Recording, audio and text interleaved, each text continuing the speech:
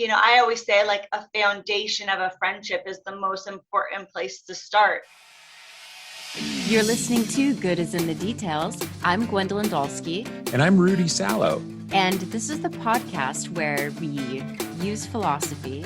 Did you like the word use? No, I don't like the word use. And in fact, in this episode, Gwen, we don't really use philosophy, do we? This is one of those fun episodes where I'm one of those type of people that I have this constant thing in my head about what's it really like? What's it really like to do this? What's it really like to be that? What's it really like to... Well, on this episode, if you've ever wondered what's it really like to be a professional matchmaker, not some, little blind date person that sets up your friends or your family members, but if you want to know what the day-to-day, ins and outs of being a matchmaker, like if you watch the Millionaire Matchmaker show, which, it's a very, very fun show. Oh, I was hooked. This is one of the fun episodes that you just kind of listen to and just kind of have some fun and maybe have a drink or two or three and listen to this. And, don't apply philosophy. Don't apply the law. Just listen to this to have some fun, right? Right? Would you agree? We're learning about the business of matchmaking. What is it like to be a matchmaker? And our guest is Tammi of Elite Connections. And so in this era of swiping culture, it's actually really cool to talk to somebody whose business it is to, get to know people and see, hey, you would work and you would work together, and let's see how that goes. Yeah, it's interesting because you have the swiping culture. You have a lot of apps out there that, where you yourself are doing the matchmaking. But hey, have you ever thought about hiring somebody to make you to other people because they know people within their business? If you're wondering about that, this is a fun episode to listen to. Let's talk matchmaking. Tammi, thank you for joining the show. I'm really excited to talk about your work in matchmaking. How did you get started? So my mom actually started this company 27 years ago. She was single. She was looking for a better way of meeting somebody. So she joined a matchmaker. She brought home some videotapes. And I helped pick out my stepdad. But they went on one date and it was, love at first sight, and they've been happy ever since. But she just thought, what a great way of meeting people. And so then she started her company and grew from one office to we have about 13 nationwide and international offices. So I kind of grew up in the business. I was 14 at the time. I would go behind the scenes. I would do paperwork. I would do mailers. I would help her out here and there. And then I started, kind of working with the clients. And that's when I realized that this is what I want to do. Do you see a disconnect between what people say that they want and then who would be a good match? And I've heard that there can be a disconnect there. How do you navigate that? What do you do about that? People do have kind of something stuck in their head that they're looking for. Some like their ex, they have something in their mind. I want somebody with these kinds of degrees, does this for a living, looks a certain way, certain height, certain look. And then you're like, well, you've been divorced, you have kids, let's maybe go down a different avenue, a different route, a different type of person and see if there's a connection. Of course, everybody needs to be attracted and things like that. But, you grow, you age, you don't always look the same. And you want to have that friendship, that deep connection. And that's really the most important thing, having things in common, similarity in interests and hobbies and lifestyle and those types of things. So people come to me with just this laundry list and I'm like, let me help you find somebody that I think would be a good fit. Trust me that I'm going to introduce you to someone nice that, and see if there's compatibility, see if there's something in common. So sometimes it's a lot of me pushing someone onto my client that they typically wouldn't think is their type. And then they end up together. And I see it quite often where they're like, no, I only date doctors. And I'm like, well, he's great, so give him a shot. And she does, and then they end up together, Oh my goodness. What are the important things that should be on somebody's list as opposed to the superficial things? A lot of things that I feel are important are similarities in things you like to do, a homebody versus somebody that wants to be outside and doing and going and traveling, then that probably is not going to be a good fit. So things that are, important, like if religion is super important to someone, then, those types of things are going to be necessary in finding in their person they're looking for. Things that are really important to people are typically age parameter I hear a lot too. They don't want to go over a certain age, especially with women, actually, with going too old. And then men, oh, I'm typically attracted to a little younger. You hear that quite often as well. But yes, I try to talk them into being open-minded to maybe a little older than they typically would like to date, or height, those types of things, what somebody looks like. And I'll just be like, well, they're wonderful. I met them. I know them well. They're a good person, good head on their shoulders, hardworking. Like I need to explain this person and why they should meet this person. There's a lot of kind of talking somebody into meeting someone because I feel it'll be a good fit, because I get to know my clients. I meet everyone personally, and they're hiring me to be able to make them nice matches. So I need to have a say as well. I feel like you would be good with this person for all these reasons, and then taking me up on it and seeing if there's a connection in person. What if you have I'm sure this is not a what if, this has actually happened, but you have a client that has, nope, I will not accept X. Like, for example, I'd imagine when you brought up religion, I'd imagine that clients that are very religious are like, no, I will not date somebody unless they are X, Y, and Z. What do you do when you find the perfect person, but religion just doesn't match there? Is that one of those things that are just like, nah, you know what? It's just not going to work. Like, I'm fascinated with religion. I'm fascinated with people's attachment to it, with the way they've grown up. They know how to navigate their families. That just seems like one of those, like, the best way to describe it, the third rail, if you will, the third rail of relationships, the third rails of people. It's like something that they don't want to mess with. I'm curious about what your experience is with that. Yeah, there are deal breakers for people. And if someone is very religious, they want someone that is similar in that. And I take that into consideration. If that's very important to someone, then I'm not going to try to deviate and match them with somebody on their opposite. So there are things, and I'm meeting all my clients personally before even joining. So if I feel I can't match someone because they're looking for this laundry list and I don't feel I can deliver, then I'm not going to be able to take them on as a client. It's reputation in my business, and I want to make my clients happy. I wouldn't be bringing them on if somebody is wanting a specific religion.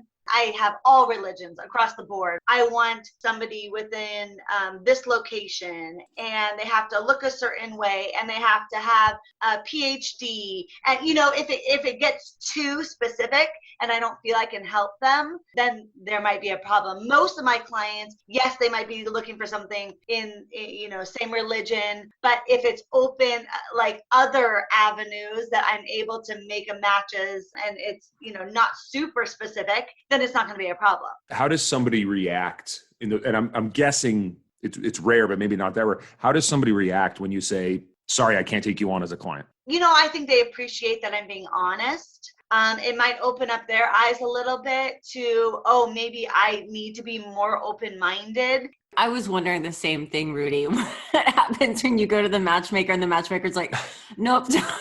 No, can't help you.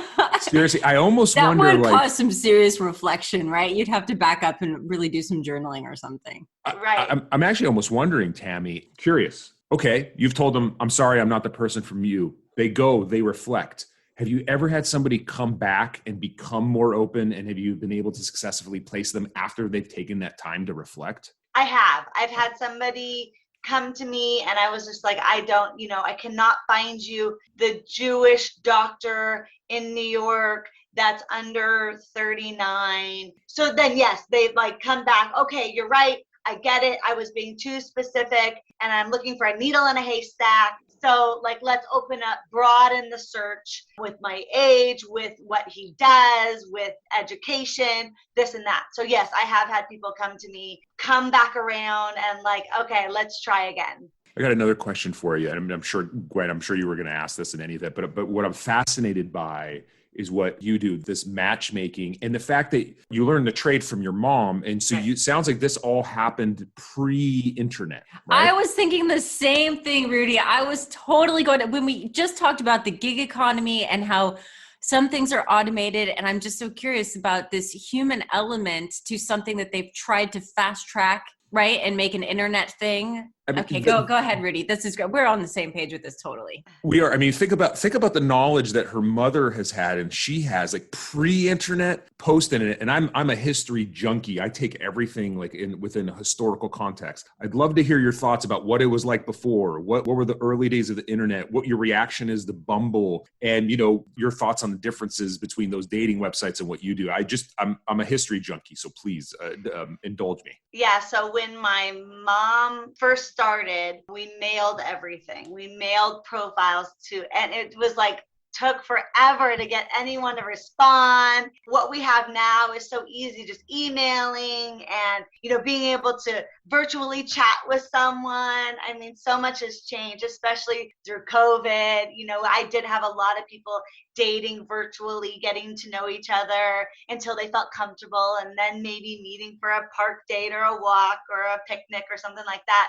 But yeah, a lot has changed. I mean, we went from putting together a profile and putting it in the mail and then did you get my mail yet? Did you get the date I sent? And that's the way we would make matches, because we still didn't want to do blind dating, because we thought it was important to make sure they saw, an image of someone and they were interested, because, we don't want to be deceitful, or we don't kind of feel like it's important to be attracted and see a bit of information about the person, make sure you're interested. So that's, of course, what we do kind of by email now. But it's different with online or app dating also, because we are meeting everyone. We're kind of verifying they are who they say they are. They're divorced. They're not lying about their height or their weight or what they look like, or showing a photo that's older. I actually had a girlfriend that she was on these app dates, and she kept asking to FaceTime with the guy. And then she finally stalked him by his phone number and figured out he was totally different ethnicity, a lot older, and he had family, that she found on Facebook by his number, and he was using a totally different name, picture. So it's like anyone could be anyone they want to be online. So I'm kind of doing all that verifying. We do background search, which is nice, just to kind of make sure everyone is who they say they are, on the up and up, no criminals. They do what they say they do for a living. Is there some advantage, though, to having somebody else choose the match as opposed to the person doing the swiping and choosing what they think on the match? You know what I mean? That it's possible that somebody else does a better job of seeing who you work with than the person themselves doing the swiping. Yeah. That's what I would think would also be the advantage. Yeah. A lot of people come to me as I'm just a bad picker. Help me. I picked the wrong person after the wrong person and I need help. So that's another reason is we are people, we know everyone personally. I would have gotten feedback on what happened on previous dates and how they treat people and, a bit about them. What is something that you've seen consistent in your experience? What is it that people want? What is it? I mean, why, you know what I mean? At the heart of the matter, what is it that people are really seeking? What are they really paying for? Really friendship and love and partnership. And I mean, that's what I think everybody wants. I always say a foundation of a friendship is the most important place to start. You're all over each other and you're totally, into each other and attracted. Yeah, that's all fine and dandy. But in the long run, 20 years from now, it's really the friendship and the bond of a foundation, a friendship that's going to take you the long haul. Yeah, we just did an episode that was about flourishing after a long-term relationship or a divorce. And Rudy had asked on that episode, how quickly or how soon can you play matchmaker to your friend who has just left a relationship? In your experience, when people are divorced or out of a long-term relationship, when do you see this is too soon or this is the right time for you to move on? What is the marker for you for somebody who's ready for a relationship? I think you kind of know internally if you're ready, if you're fantasizing about being in another relationship and you want to find the right person. I do also see people moving on too quickly, and then it's just oh no, not the one, and they're just going on one date here and there, and they're not really giving their all into that relationship, they're probably not quite ready to find the person, and they're just kind of playing the field. And that might be what they wanted to do.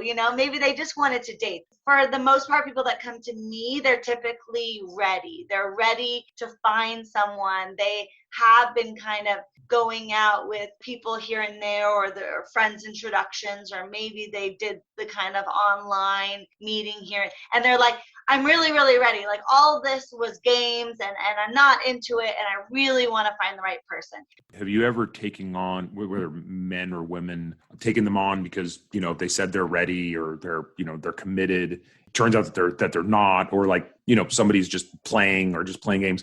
Have you ever had to fire clients? Yeah, I've never had to fire a client, but I have had to give them a strong talking to, like, you say that you're ready to find someone, but you're finding flaws in everyone I'm introducing you to, just kind of flaky, not following through. Well, is this a priority? Do you want to be matched? So let's say I bring in a woman to meet a male client, and that person isn't paying, and she is flaky. She doesn't get back to the person. She's not responsive. Okay. Yeah, you're not interested in the service, so you're done. So I definitely had to fire those types of people. But clients that I'm bringing on, and I'm searching for, and I'm recruiting for, typically are pretty interested in finding someone. I have had clients that have, like, they seem very open when they first come to me, and then they're like, oh, I changed my mind. I only want to now date this age and this look and this religion. And you're like, no. This is not what you told me when you signed up with me. Like, maybe there could be a few tweaks and things here and there, but you can't just change everything on me. That's not fair. I'm not going to be able to make that work. Yeah, I'm curious about the open-mindedness of an individual. And I'm really curious about it because, when you grow up, you watch these movies, and we're trained from a very young age about, finding, quote unquote, the one. We have a lot of topics on that, right, Gwen, where we've spoken with Rosanna and other ones about this concept of the one. And I'm sure, like, what you have to deal with is that psychological stronghold of somebody's brain, because they have this picture of the one. And so you're the person that's like, there is no the one like that. There's no such thing. You got to get over that, right? I mean, I'm curious about the psychological aspect of what you do. I mean, there's got to be a lot of it, but I'm just curious if you have thoughts on the rigidness of thinking that there is the one. Yeah, I do a lot of coaching with my clients. Partially in that, I really have to help them open their mind to other options, other possibilities, not be so closed-minded, because there's not going to be a lot of options if you are not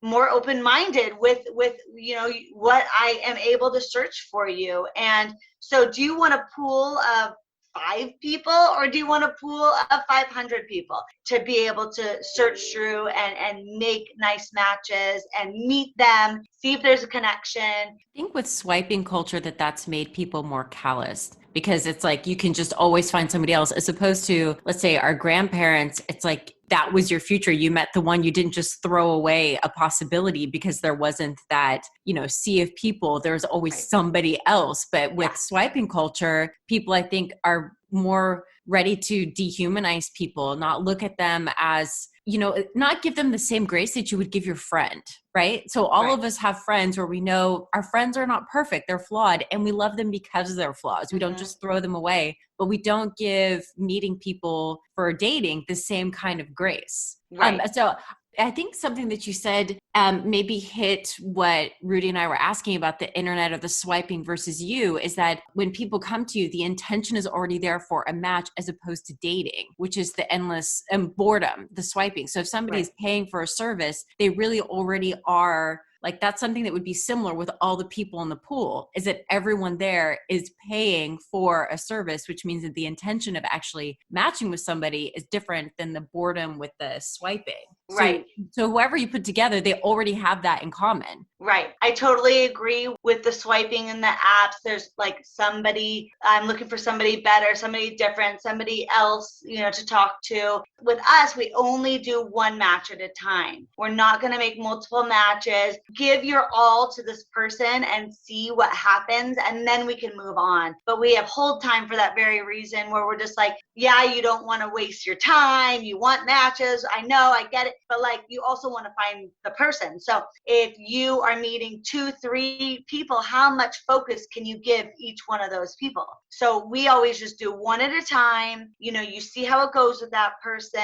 And if there's a connection, wonderful. Go on a second date, go on a third date. Let's put your membership on hold. See how it goes with that person. And then if it doesn't work out, then we'll work on something new. Also, everybody that comes to us is in the same boat. They're pretty serious about finding someone, sometimes too serious. Like I've had clients go out and they're like talking about marriage and introducing families and like, no, this is the first date. You're going to scare them away. Oh, God. But I know they ruin it. They totally ruin it. But I'm able to get the feedback on like what happens and relay that, which is also really nice. It's like a friend in your corner on both sides. So I'm getting what you did, what you said, you talked too much about your ex. Like, let's work this out and figure it out so you don't sabotage the next one. Oh my God. I'm thinking about like all of my dates and having somebody come back and give me the feedback about how I did. I think that would be really helpful, but that would make me so nervous. It is a bummer sometimes to have to give that feedback, especially when it's like real bad, Don't talk about the ex. Why talk about the ex? I think that should. Well, I feel like. I was going to ask. No, I was just going to say, like, got a whole bunch of questions, but we have to ask you, since you touched upon it, we have to ask you about do's and don'ts. Do you have a list? Do you coach people to go out on dates and say what to say and what not to say? I typically don't, but when I get this feedback, then that's when I'm like, yeah, don't talk about the politics. I mean, if politics are important, that's fine. I'll make that on my end, making sure that it's, a good match politically, religiously, those types of things. Don't go into all of that. Exes are a big thing. Yes, you want to talk about your past and where you came from and what happened, but don't go into all the gory details and skeletons of your past and how upset you are that he cheated on you or whatever. Yes, you can touch upon it, but don't go into too much, because then it's just like they're sitting back. She's not over him, Yeah, you can't bring that into the new thing. Right. And it's how you get to know someone from their past and where they came, and like, give me an overview. That's okay. But don't go into too much. Don't go into every bad thing that ever happened to you. Positive, upbeat, happy. Talk about good things. Talk about things you like to, not the drama of your family and your work and I'm broke. I've heard it all. I'm broke. I'm broke. Jeez, but come on, that's got to be a no-no. Like that's something you don't. Think. Well, Rudy, right? Rudy is tall. Rudy, how tall are you? I'm 6'2". So I already told him, and he's got great hair. Now he's happily married. Very, very wonderful woman, Kate. Hi, Kate. But I told him, I'm like, dude, that would have gone so far. Rudy, I don't even think you would have had to say anything. I think you would have already just been. Hold on. Wait. I take that back. Once I said something, it would have ruined it. Because, I'm a very personal. Yeah, Rudy's like 6'2", great hair. He's match. You're going to be on dates all over the place. I'm also a Peloton junkie these days. I joined the cult.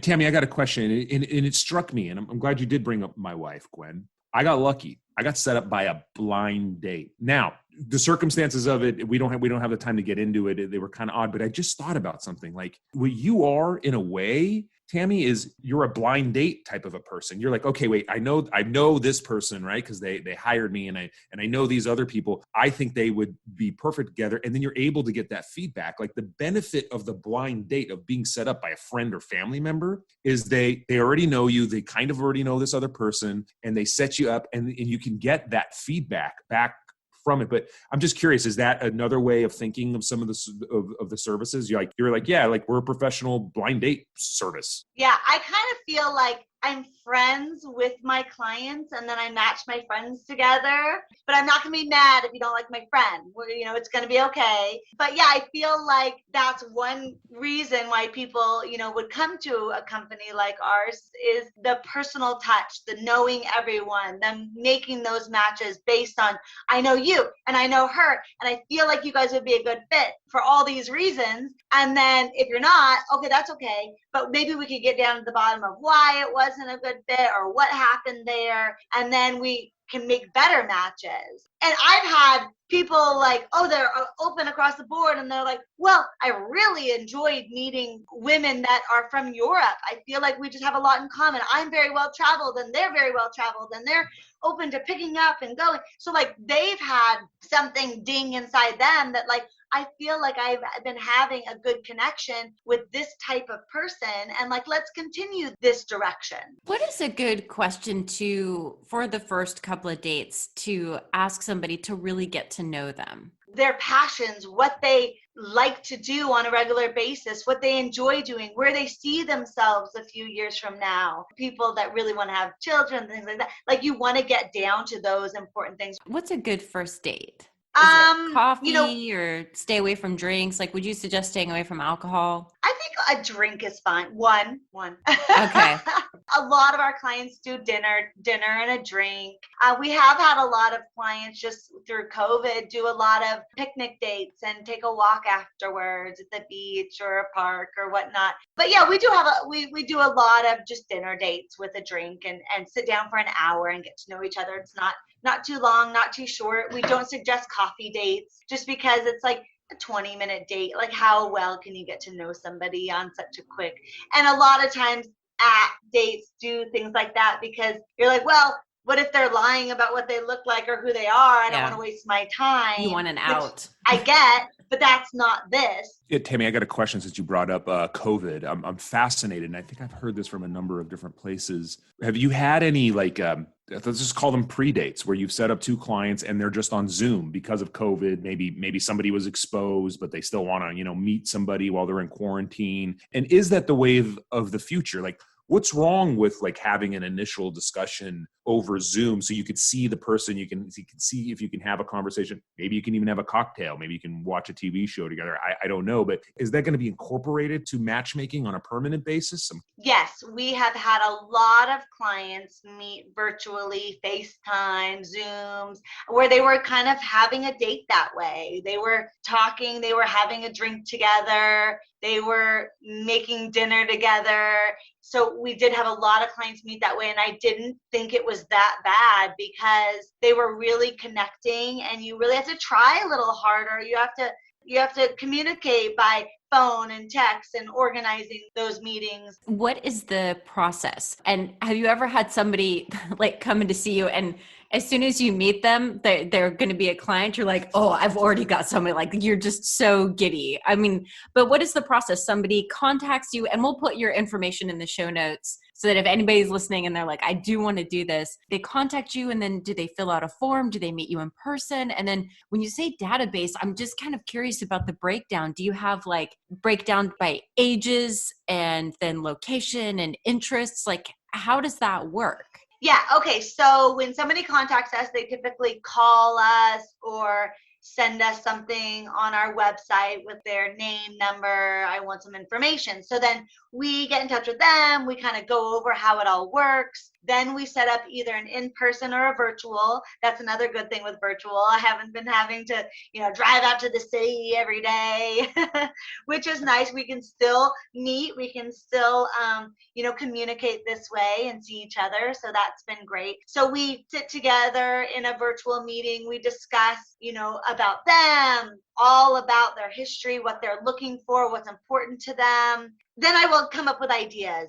I always, when I meet someone, I'm like, oh my gosh, this person would be great for you. We send contracts, all of that. They get started together. We get started together. And then I start sending profiles over to them. Current clients that I think would be a good fit. Sometimes they've said yes. Sometimes I ask the client first. It just depends. And then they both, kind of agree to meet each other. Then I help coordinate the match between the two of them. And I'm searching within my database database. I have, thousands and thousands of clients in my database. Some are full numbers. They're kept in the system if their membership expires. Some have been brought in to meet someone, and they might not be a full member, but they're just kind of kept in the system. So they might be a client that didn't pay a full fee, but they're just in the system if I'm matching someone and they're just part of my database. So there's different ways why someone could work with us. They could be a full member, and then they could be just brought in to meet someone. So not everybody needs to spend $9,000 up to, a $50,000 membership. They could be in the system to meet my other clients. And then, yes, I'm able to search within my entire database, and I do so by putting in location, age, and, religion, anything that may be important. And then it pops up these amount of people. And then I kind of go through and pick out people that I think would be good. And then I send profiles out to my clients and then make those matches once they're both excited and interested. You touched upon the cost there. And I'm sure some listeners will be like, wait a minute, did she just say what I thought she just said? And yes, she did. You said 9,000 to 50,000. I mean, that's what it is. But when you think about it, when you translate the amount of, if you're really serious about getting into a serious relationship, whether that's marriage or whether that's just, a partnership, whatever it is, think about the amount of time that you're spending swiping right or going out there on all these dates, and the amount of money that you might be spending on the dates or traveling or anything like that. Or they could just go straight to you and kind of cut to the chase, and you, with all of your expertise, can get that match quicker, better, et cetera, et cetera. And so, I'm not trying to do a sales pitch for you. I'm just saying, I'm sure you must talk about the money aspect and how much they're actually going to save by hiring a service like you, time-wise and even cost-wise. Is that part of the discussion? Yeah, it is an investment, but it's an investment in finding the one. And my clients obviously are really interested in finding the one they want to be with. And yes, they don't want to waste their time. Their time is valuable. And on these bad dates and going on these expensive dates, yes, like traveling, one good trip could cost you $9,000. We have an 86% success rate that will introduce our clients to someone that they date for 6 months or longer. So pretty high success rate that we'll be able to match our clients with the one they're looking for. Oh, wow. I noticed on your website, you have a whole bunch of member benefits. You have style experts, photographers, relationship therapists, communication experts, makeup artists. I have a question. I saw a study recently that talked about, sorry, I shouldn't be laughing. It was literally a study about men on dating websites, and if they take a picture with a cat, what the reaction is there. I'm sure one of the tips that you have is, men, if you're going to be one of my clients, you cannot take a picture with a cat. Is that true, or am I just dogs are okay, cats are not? That's what the study said. The study literally said dogs are okay, but cats are. Totally. I feel bad for men with cats a little bit, but it's true, isn't it, Tammi? Yeah. I mean, it is what it is. It's true. Oh Pictures are really important, and no shirtless photos, bad. No, don't do that anywhere. I heard also sunglasses are not good. You're People think they look good in sunglasses. You're hiding something. You want a picture to use a photo like you would look like on a date. So sometimes even women this is me horseback riding. No, that's great, but you can tell him about that. I don't want a picture of you on the horse, So when people, so then when people come to you, that's part of the package, is that they get a photo. Yeah, they don't have to take professional photos. We can look through what they have. But if we suggest professional photos, then, we can get them in touch with the right person. Okay. If they get a certain package, it's included. So that type of thing. A style expert. It's so funny that you say that, Rudy, because I was wondering Tammi, if you had any do's and don'ts about what to wear on the first date. I've had a couple people show up in yoga clothes, and I'm like, girl, you got to step it up. You're on a date. Put something nice on. It depends on where you're going, but you should know, not too dressy, not too casual, somewhere in the middle for where you're going, unless you're going to Astros, Yes, I have had to relay, okay, kick the Uggs off and let's put on a pair of heels. Okay. Get it together. So no yoga pants. No for yoga happy hour, pants for a first date. don't know. It seems like there's like in the pandemic, like people have, toned things down a little bit. I don't know. I'm okay with it. But you're right. Obviously, if you're going to a steakhouse, someplace nice, definitely no yoga pants or jeans, right? That's the equivalent for men, I'd imagine, or maybe sweatpants or workout pants. So what you're saying is no workout, men or women, no workout clothes on the first date. Okay. Not too dressy and not too casual. So like, not a prom dress either. Yeah, no suit. No prom dress. Right, no suit. Yeah, right. No tuxedo. No suit for men on a first date. You can be more casual than that. When I'm seeing somebody in person as well, like, and I feel like maybe they need a style update, I will suggest that they see my stylist and they appreciate it. Maybe somebody didn't tell them that they need a new wardrobe or their shirts are too, the men's shirts are too tight. And they're like, well, I was wanting to lose a few lbs. No, just buy some new shirts. It's going to be fine. Yeah. See, once again, she's right. I am happily married, but I would definitely need that style expert because I'm like partially colorblind. And so like I can't match clothes like in any way, shape or form. I feel like I've been this project for my wife for a long time. Right. Style's hard, it's a strange thing, especially if you're really trying to break the mold of a person, because if they have this concept of what they're comfortable in their whole life and they need to step it up. Well, yes. I do have one last question. I just have to ask, that show, The Millionaire Matchmaker, how on point was it or no? I mean, it was a show. I mean, I don't know. I think of when I think of matchmaker. Very entertaining. It was entertaining. Very entertaining. It was fun to watch. I don't know the 20 women and the one. It was like a little bachelor style, but it was fun to watch. I don't know if they were all millionaires. I'm not going to say they were or weren't. But it was also, I think, the way that they matched people, there was an intentionality there for it to be good for TV. So I don't know if it was really, I was just had to know, what did you think about it? Was it like on point? Is that how part of the process goes or no? I've had people come to me and be like, do you do the Millionaire Matchmaker, like set up, cocktail out? And I was like, no, just one-on-one dates. We kind of feel it's more effective, efficient. And they're like, okay, I get that. So we don't do any kind of group. We actually do have a charity event that my mom started also like about 20 years ago, where we have like parties, we fundraise, we silent auction, and it's a really fun event. But a lot of our clients come. We usually have 500 or so people, but a lot of them are single. So they get to mingle and maybe meet people they wouldn't normally meet. So that's something fun that our clients are always invited to. And then all the proceeds go to help SPY, Safe Place for Youth in Venice. It's a organization that helps homeless teens and kids in LA. That's a fun way to give back and have fun and get out and mingle. And it's not just a singles event, but they're, I would probably say 98% are single. Oh, that's great. Tammi, thank you so much. Yeah, thank you. Thank you for having me. Have a good day. Thank you. You too. Bye. Bye.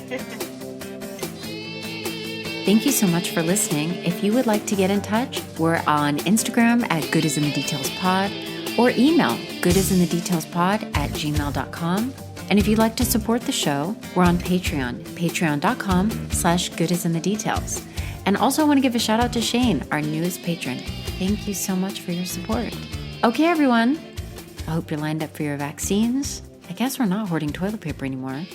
And until next time, bye.